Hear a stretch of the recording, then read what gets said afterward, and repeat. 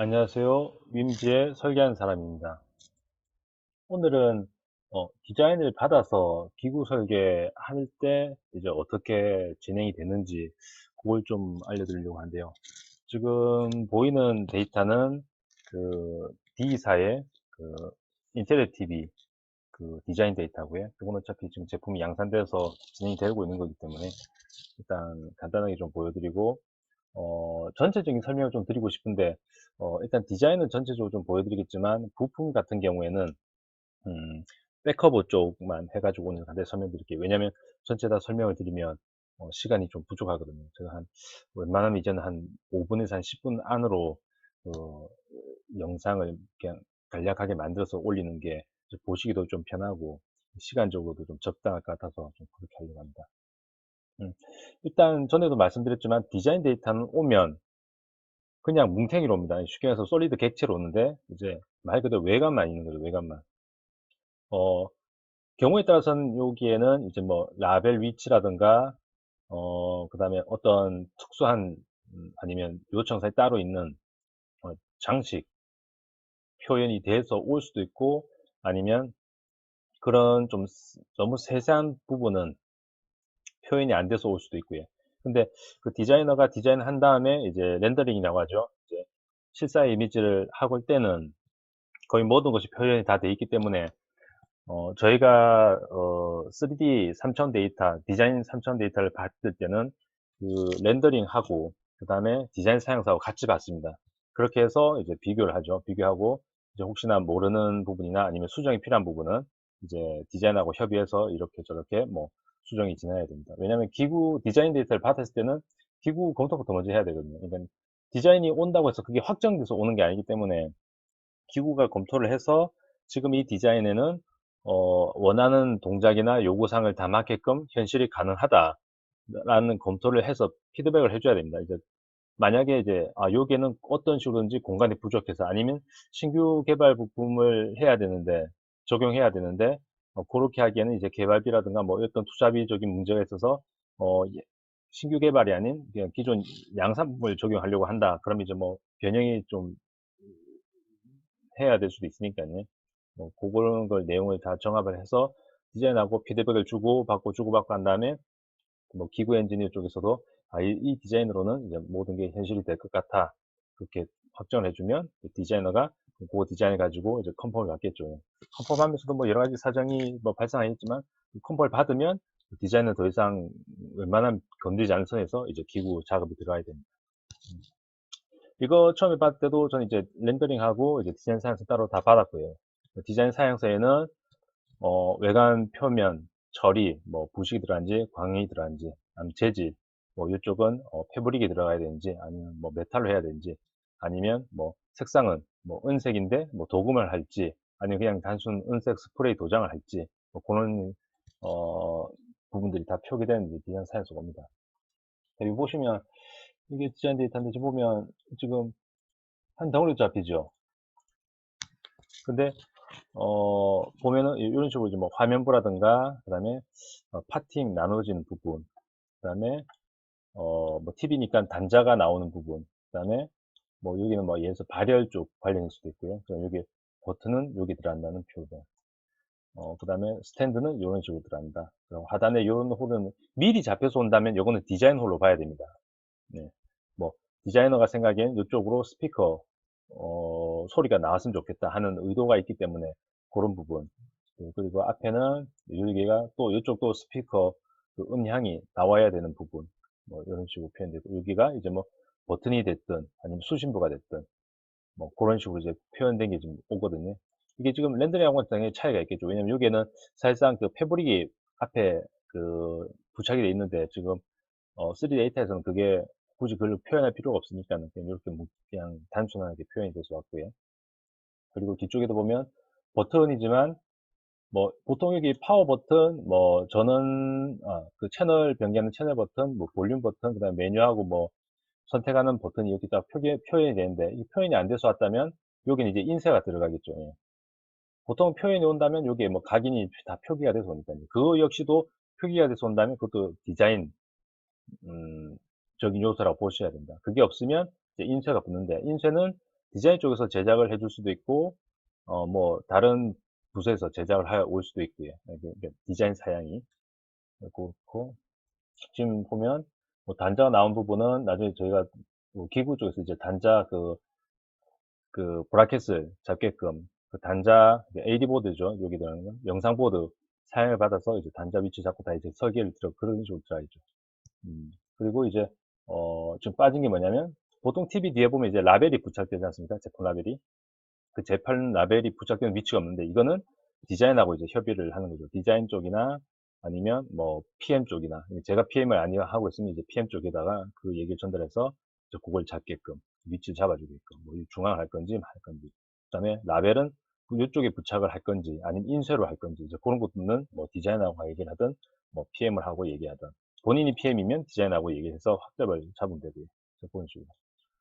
아까도 말씀드린 지금 보시면 지금 한 덩어리로 다 잡힙니다. 그냥 말 그대로 디자인은 외관 쪽만 잡히는 거기 때문에 이게 뭐 세세하게 파트를 분할해서 다 주고 그런 경우도 있지만은 보통은 그냥 외관이 다 표현돼서 오면 그 파팅 라인 의도나 이런 건다 어느 정도 다 파악이 되니까 이제 그거를 이제 기부 엔지니어가 이 데이터를 가지고 다 파트를 나누게 되죠. 예를 들어서 지금 어, 예를 들어서 이쪽이 지금 파팅이 나눠서 이쪽이 이제 앞쪽 커버, 이쪽을 이제 뒤쪽 커버라 보면 이쪽을 이제 나누고 그 다음에 스탠드 쪽도 스탠드는 이렇게 파트가 분할이 돼서 옵니다. 예.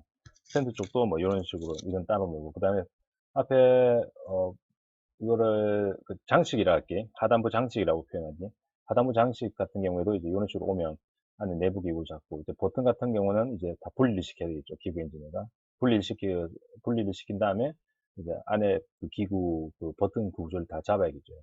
네. 다시 말씀드리면 이제 디자인 데이터는 이런 식으로 옵니다. 뭐 기구 설계할 수 있게끔 최적의 상태로 오는 게 아니라 말 그대로 디자인만 알 수 있게끔 오기 때문에 이걸 가지고 파트를 어떻게 분할하느냐는 기구 엔지니어 역량이 이제 달린 거잖아요. 보통 이게 기구 설계 처음 하실 때 이런 제품이 오면 저도 솔직히 처음에 버벅댔다기보다는 모르죠. 예. 이거를 파트를 분할해야 되는데 이제 이렇게 분할하는 게 맞는지 아닌지 알 수가 없으니까. 근데 전에 계속 말씀드렸지만 회사에 들어가서 제품을 이제 개발하려고 하실 때는 그 회사에서 개발하는 제품에 대해서 꼭 분해하고, 그 분해된 뭐 전시실이 따로 있으면 가서 꼭 확인하셔가지고 제품을 꼭 먼저 이해를 하셔야 됩니다. 그렇지 않고서는 선임이 들려준 얘기는 무슨 말인지 들리지가 않아요. 각 파트 명칭이라든가 뭐 그 회사만의 쓰는 용어를 다 숙지를 하고 이 제품 설계에 들어가야 되는데 그걸 모르는 상태에서 들어가면 뭐 계속 그 소리밖에 할 게 없죠. 그렇기 때문에 항상 설계할 때 제품을 먼저 이해하고 들어가야 되는 겁니다. 예. 지금 여기 보면 이제 이렇게 있어서 지금 어, 영상보드 같은 경우는 이제 이런 사양서를 업체를 통해서 받겠죠. 이 영상보드는 고객사에서 지정을 해줄 수도 있고 저희 쪽에서 역으로 제안을 드릴 수도 있고 그렇기 때문에 이거는 영상보드는 이제 여기서 고객이 주면 이제 그걸로 확정 짓고 저 사양서에 있는 저거를 이제 기구 형상을 잡아서 적용을 시켜서 설계에 들어가죠. 보통 이걸 똑같이 그립니다. 예. 뭐 대략적인 형상만 단자부 형상만 대략적으로 그립니다. 그렇게 하고 나서 그 다음에 만약인데 이제 저희가 이제 역으로 제안한다면은 이제 저희가 뭐 알고 있는 협력하고 있는 업체를 통해서 그 사양서를 받아서 이 사양서 몇 개를 던져주죠. 예. 여기에 요런 단자들한테 고객 쪽에서는 요게 이제 만족하시느냐. 만약에 난 요 단자가 필요 없고 다른 단자 넣었으면 좋겠다면 이제 저희 협력사하고 협의를 하는 거죠. 뭐 수량이 어느 정도 되는데 가능하겠느냐. 뭐 그 수량 가지고는 안 된다. 아니면 그럼 가능하다. 그걸 확인해서 피드백을 주는 거죠. 주면은 뭐그 상황에서 가능 유무를 가진 상황에서 그 고객 쪽에서 이제 확인을 하고 이제 영상보드 선택하겠죠. 일단 그런 식으로 진행이 돼서 합니다. 그렇게 해서 실제로 이제 제가 백커버 쪽만 뒤쪽 커버 쪽만 얘기를 하면 지금 이건 저 파이나 도면은 나간 거거든요. 그럼 여기서 요거 하고 버튼 쪽까지 해가지고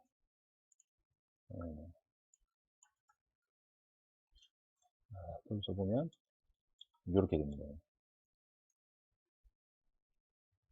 먼저 살 빼기를 하겠죠. 예. 살 빼기를 할 때는 이 제품의 두께가 얼마 정도 되는지 이제 본인이 판단해야 됩니다. 뭐 역학적으로나 뭐 여러 가지로나 뭐 그건 회사마다 그 프로세스에 따라 다르겠지만은 일반적으로 백커버 쪽은 TV 기준으로 백커버 쪽은 보통 한 2T 정도 하거든요.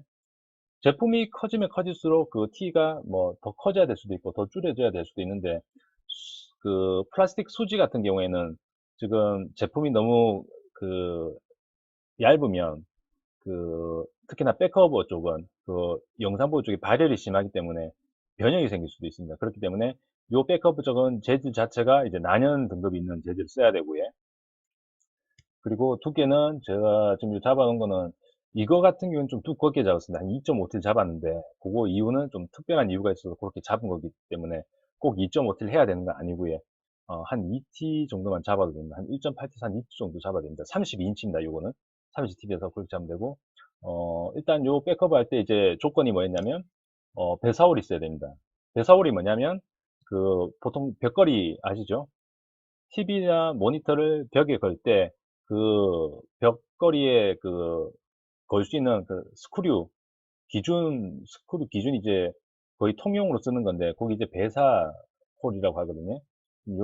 그 배사홀 기준이 이제 얼마를 할 건지 뭐 그거에 맞춰서 이제 위치를 잡고 그다음에 아까 그 단자밭 그 영상보드 같은 거도 그 도면 기준으로 그 치수를 잡아서 실제 3D 3차원을 그린 다음에 요렇게 브라켓하고 이런 걸 다 그려줍니다. 그리고 아까 잠깐 얘기했던 그 제품 라벨 위치 협의된 대로 잡아주고 크기를 알려주는 거죠. 예. 그리고 요건 이제 제품 TV나 이제 모니터 같은 제품에 있는 주의 그 표시. 요거는 이제 뭐 레벨로 할 건지 아니면 각인으로 할 건지. 요구한 게 각인이었기 때문에 각인을 했고요. 그리고 버튼 같은 경우는 아까 말한 대로 지금 나중에 원래는 여기에 라벨을 붙이기로 했다가 최종적으로는 결국에는 그 지금 각인으로 가는 걸로 바뀌었거든요. 그래서 여기 각인. 왜냐면 라벨 같은 경우에는 두 가지 이유가 있습니다. 붙이는 것 같은 경우에는 수정이 쉬워요. 뭐 버튼 위치 예를 들어서 처음에는 여기가 채널이었다가 여기는 볼륨 근데 나중에 바꿔서 여기가 볼륨 여기가 채널이 되면 금형을 수정하는 것보다는 라벨을 수정하는 게 더 쉽겠죠. 어차피 회로에서는 그 뭐 회로적인 요소에서 수정을 하면 되니까. 근데 금형이라면 수정이 힘들겠죠. 근데 그런 면에서 보면 라벨을 붙이는 게 쉬운데 또 다른 쪽으로 보면 라벨을 붙이는 게 어떤 쪽 그러니까 어떤 의미에서는 약간 가격이 좀 낮아 보여져요. 이것도 어찌 보면 반반입니다. 각인을 한 제품이 가격이 좀 저렴해 보일 수도 있고 라벨을 한 제품이 가격이 저렴해 보일 수도 있는데 특히나 이 제품 같은 경우는 백색입니다. 백색인 위에다가 다른 라벨을 붙이면 그러니까 똑같이 흰색을 붙이더라도 약간 그 그림자 영역 때문에 그 라벨이 약간 붙인 그림자 영역이라든가 아니면 삐뚤하게 붙인 게 오히려 선명해 보이기 때문에 좀 미관적으로 안 좋을 수가 있거든요. 그래서 차라리 디자인 요소를 줘가지고 잡는 게 좋죠. 그래서 요건 이렇게 바뀌었었고요. 그리고 이건 이제 PCB 쪽 잡아준 버튼은 이제 한 설계고 그 다음에 이쪽은 어찌 보면 발열홀 비슷한 건데 공기 순환이 돼야 되니까 내 측에서 지금 상단 측에 공기 순환이 아까 디자인은 없었죠. 보시면 아까 디자인은 없었죠. 예. 밑에 건 있는데 지금 원 디자인은 없었는데 지금 최종적으로는 여기 추가가 됐습니다. 왜냐면 이거는 원래는 이렇게 디자인이 이렇게 추가가 된 게 사실상 좋은 건 아니죠. 이미 기구 설계 들어갔고 디자인이 픽스 받은 상황이니까. 근데 어,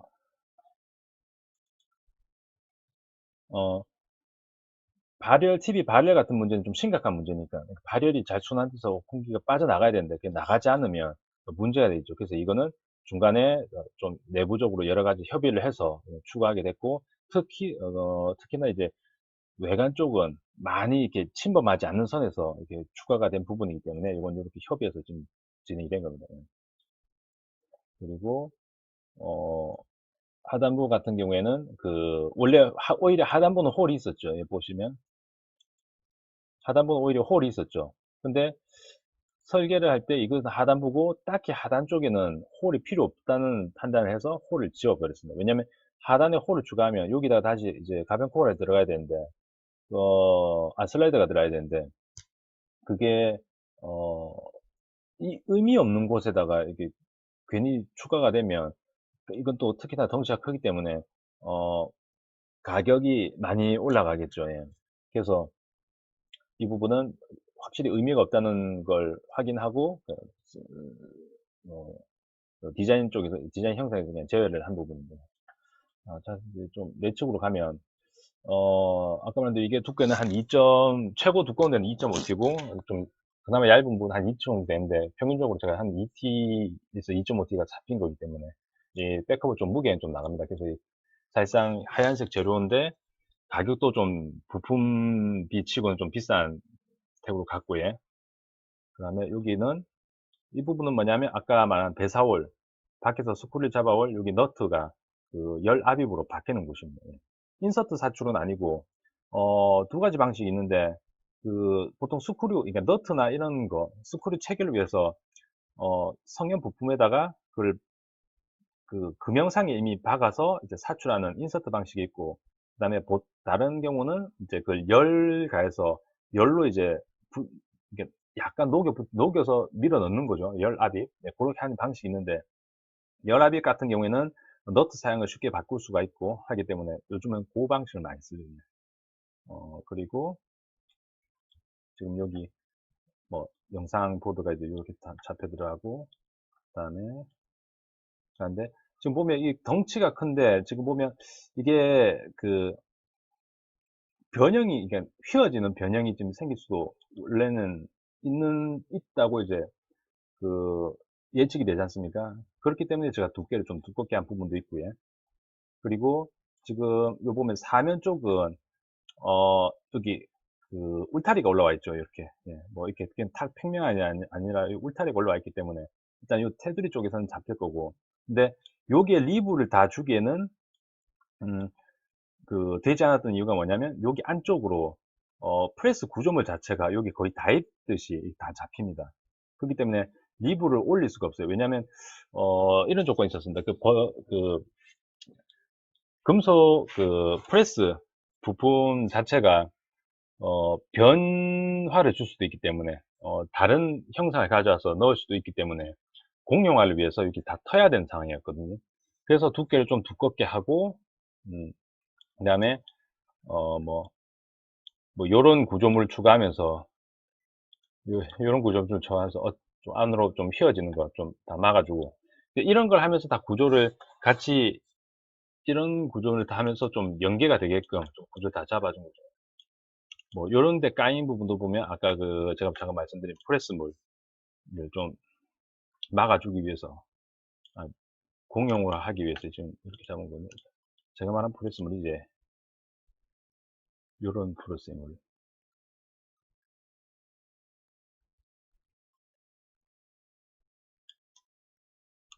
요런 식으로 다 있거든요. 거의 면 대 면으로 이제 거의 닿기 때문에 그리고 이 부품 자체가 한 몇 종류가 있습니다. 그 몇 종류를 다 호환을 해야 되기 때문에 어떤 식으로 좀 올지 모르거든요. 일부분은 이제 공용이 되는 그 거의 구조가 공용인데 예, 바닥 부분이나 이런 쪽은 약간 형상이 좀 다릅니다. 그렇기 때문에 어떻게 할지 모르기 때문에 다 평명하게 잡아야 되는 상황이어서 이렇게 했고 그 대신 이 단품만의 변형이 안 생기게 하기 위해서 좀 두껍게 그리고 실제로 이게 됐을 때는 거의 변형이 없었습니다. 뭐 좀 정확히 따지면 약간은 이렇게 휘어질 수도 있는데 그거는 이제 체결하면서 다 잡히는 정도의 휘어짐 정도. 실제로 이제 이 단품만 놓고 봤을 때는 휘어짐이 많이 발생했네 라고 할 정도의 그건 없었고요. 그렇습니다. 예.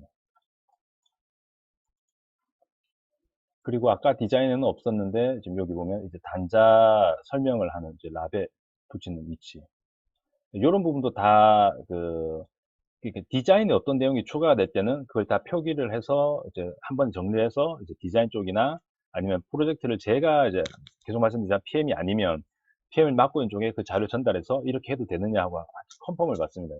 컨펌을 받았고 뭐 아니면 뭐 그게 특별히 문제 안 되네요. 뭐 그냥 하세요 하고 뭐 구두상으로도 확정이 되면 이제 적용해서 이제 구조를 잡죠. 어쨌든 한 번은 정리해서 데이터가 나갔을 때 한 번 저쪽에서 다그 검토를 할 거니까요. 이제 검토를 해가지고 수정할 건 수정. 예를 들어서 여기 모델 라벨을 뭐 여기로 옮겨달라. 뭐 그럼 여기로 옮겨야 되고, 그 다음에 뭐, 뭐 여기 뭐 라벨 붙인 쪽이 너무 좀 가느다랗다, 좀 두껍게 해달라, 아니면 오히려 두껍다, 좀 가늘게 해달라, 이런 피드백이 옵니다. 그리고 뭐 어떤 경우에 따라서는 지금 와서 보니까 여기 디자인 요소가 약간 좀 그렇다, 좀 다시 좀 수정해야 될 것 같은데 그 데이터 다시 보내주겠다, 뭐 그런 식의 피드백이 올 수도 있습니다. 그러니까 그거는 이제 뭐 그때그때 이제 대응을 해야 되는 상황이고, 실제로 이제 뭐 기구 엔지니어링, 기구 설계를 열심히 하면 되니까요. 일단은 데이터가 다 파지고 이제 형합성에 대한 구조를 일단 잡고 가는 거니까는 그거에 잡아서 어떤 식으로 이제 형합을 시킬 건지, 그다음에 뭐 주요 이게 형합 순서는 어떻게 될 건지, 그 이제 순서를 이제 파악을 해서 이제 데이터를 그려 나가야 되죠. 지금 보면 어 여기 이제 빠진 쪽은 다 이제 기본적인 900원 다 들어가 있습니다. 900원 다 줘야 됩니다. 예, 900원이 좀 아예 안 들어갈 수는 없거든요. 빠지기가 힘들기 때문에, 특히나 덩치가 큰 거는. 그리고 뭐 이쪽도 그렇죠. 900억은 제가 볼 때는, 저는 기본 1도, 근데 경우에 따라서 부식이 많이 들어간 면, 뭐 예를 들어서 이쪽 면에 부식이 들어간다 치죠. 그러면 보통 저는 한 4도에서 5도 이상 그냥 미리 줘버리죠. 왜냐면 어떤 업체는 2도면 됐었는데 어떤 업체는 5도 이상 달라 한다, 뭐 이런 경우가 자꾸 많아서 저 같은 경우에는 그냥 그 최고로 많이 요청했던 값을 기준으로 그냥 주고, 그게 조금 디자인 요소적으로 너무 많이 좀 해친다 싶으면 제가 업체한테 물어보고 약간 수정을 한다든가 그런 식으로 하죠. 이게 왜냐면 결국에는 기구 엔지니어가 고집을 부리면 제품이 안 나아지니까는 이 금형으로 구현할 수 있는, 적어도 저희가 하고 이제 협력하고 있는, 아니면 고객이 선택한 업체하고 컨택을 해서 결국은 이 제품을 현실화가 되게 해야 되니까 무조건 우기지 말고 가능한 선에서는 이제 금융업체하고 이게 기구 엔지니어하고 조율을 해서 디자인이 제일 중요하긴 하지만 어쨌든 현실화를 할 수 있는 최적의 조건을 가지고 이제 수정을 하고, 아니면 데이터를 적용하고 하는 게 지금 좀 지금 여기 보면 요 같은 경우는 지금 아예 막혀 있는 것처럼 보이지만 사실 막혀 있지 않고, 여기 보시면 여기 다 뚫려 있거든요. 이쪽으로 이제 공기가 흐름 나가는데, 이것도 조건 자체가 어 디자인을 볼 때는 그냥 이렇게 다 막힌 채로 왔는데, 조건 자체가 뒤에서 바로 봤을 때는 보이지 않게 이 에어홀을 뚫어달라, 그 내용이 있었거든요. 그래서 이렇게 구조를 잡고 가는 거고, 그러니까 이런 부분도 다 기구 엔지니어가 하는 겁니다. 그러니까 무조건 설계를 들어갈 때 무조건 다 살 빼게 하고 뭐 하고 하는 게 아니라, 디자이너가 요구한 게 몇 가지 더 있습니다. 추가적으로. 그 뭐 그걸 맞춰서 구조를 현실화하게끔 좀 하고. 근데 지금 요 보면 이제 이런 식으로 다 잡아서 나가게 돼 있고, 그다음에 이쪽도 똑같죠. 공기가 밖으로 나와서 이제 나가야 되는 그런 구조. 근데 뒤에서 봤을 때는 아무것도 안 보이게. 그럼 결국 하단 쪽에다 다 뚫어야 되니까. 이런 식으로 잡고. 이렇게. 근데 이런 식으로 하단식으로 뚫을 때도 금형 구조는 나오게끔. 지금 보면 일반적으로 뚫으면 이제 뭐 여기다가 또 가변 코어나 이거 써야 될지 모르겠지만은 그냥 위아래로 빠지게끔 상측하고 하측 코어 쪽에다 다 밀어준 쪽으로 해버리면 요 정도만 보이면 구현이 되거든요. 그럼 요 정도는 디자인 쪽에다가 컨펌이 가능한지 확인하고, 디자이너가 컨펌을 하면 이렇게 적용하고 가는 거죠. 그리고 음, 그리고 지금 나중에 이제 요 부품에 대해서는 이제 금융업체 나갈 때는 어느 면이 외관면인지 표기해주고, 어느 면에 대해서는 뭐 표면 처리가 부식인지 광면인지 그걸 다 표기해준 그 문서하고 같이 그 업체 쪽에다 지금 나가야 됩니다. 형상 자체는 간단해서, 제가 이게 뭐 TV라는 게 대단해서 지금 요걸 해서 하는 게 아니라, 이건 TV 치고는 형상이 좀 간단한 편입니다. 간단하고 뭐 복잡하지도 않고, 부품도 어찌 보면 간단한 게 조립할 수 있고 하는 그런 구조이기 때문에 지금 제가 요걸 일단 설명드렸는데, 마음 같아서는 제가 지금 요 있는 TV 전체에 대해서 설명을 드리고 싶은데, 지금 백커버만 설명하는 것도 지금 제가 원래는 10분 안에 하겠다고 했는데 지금 25분이 넘어가거든요. 그렇기 때문에 전체를 놓고 하는 거는 조금 설명이 너무 길어지기 때문에 안 될 것 같고, 제가 일단 오늘은 요 부품 하나로 하고 다음에는 또 다른 부품을 하고 좀 그런 식으로 하겠습니다. 일단 백커버 쪽은 이제 요렇게 딱히 특별한 구조를 적용한 게 없어서 그냥 간단하게 일단 뭐 찰두께는 어떻게 했는지, 그 다음에 측면 쪽 구조가 어떤지 그냥 영상을 한번 보시면 될 것 같고, 그 다음에 뭐 이런 구조나 특수한 요건 자체가 이제 디자인을 요구한 게 따로 있다. 뭐 그런 거 하고. 그 다음에, 스크류 체결 같은 부분은 구조물 잡으면서 그 기구에 이제 넣는 거니까. 그 대신 외부에는 영향이 안 가게끔 구조를 다 잡아주면 되는 거니까. 지금 요 보시면 스크류 보스 같은 것도 보면 지금 요쪽에서, 어, 가변 코어가 빠지게 돼 있죠. 이게 왜 그러냐면 지금 여기 체결된 스크류가 지금 얼마짜리냐면 3.28이면 M4를 제가 적용한 게 있죠. M4짜리가 들어갔는데 M4짜리 들어가니까 이제 살 두께도 이제 뭐 1.2 뭐 이렇게 적용해서는 사실상 안 되겠죠. 예. 왜냐면 M4짜리도 스크류가 크고 나스산도 크니까는 지금 보면 반지름이 3.9에 이게 1.6이다. 3.9에 1.6에 3.9. 그럼 이 두께가 2.3이잖아요. 넉넉하게 줘야 되거든요. 특히나 팁이고, 지금 여기 구조물 같은 경우에는 스탠드를 잡아주는 기초 브라켓이 체결될 곳입니다. 그러니까는 싼장이 잡혀야겠죠.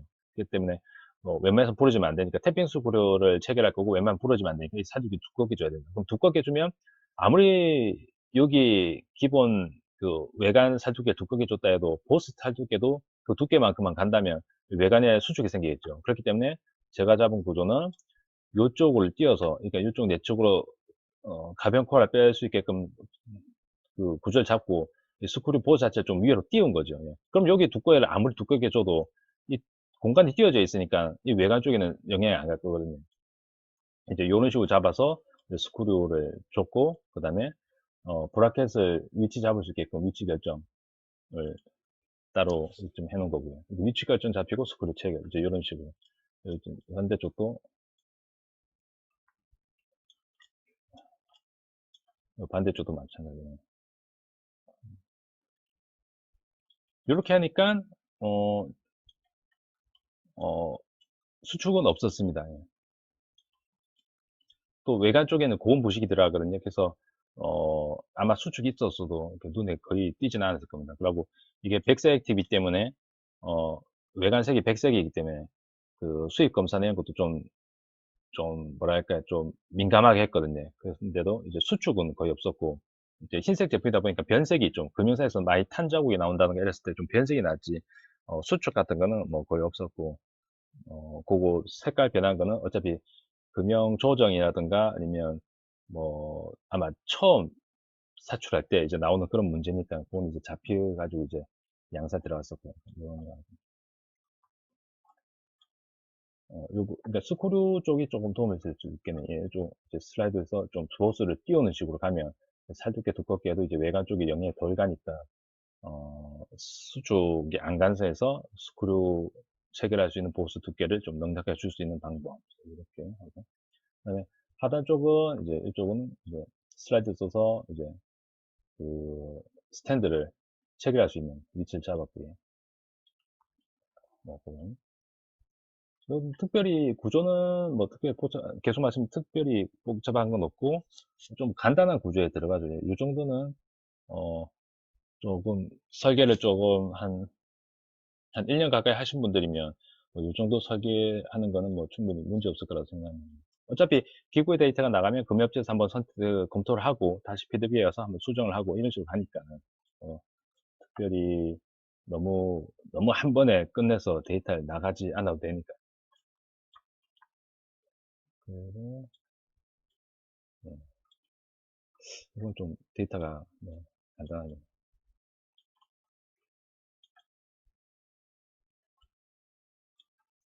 네, 오늘 여기까지 하겠습니다.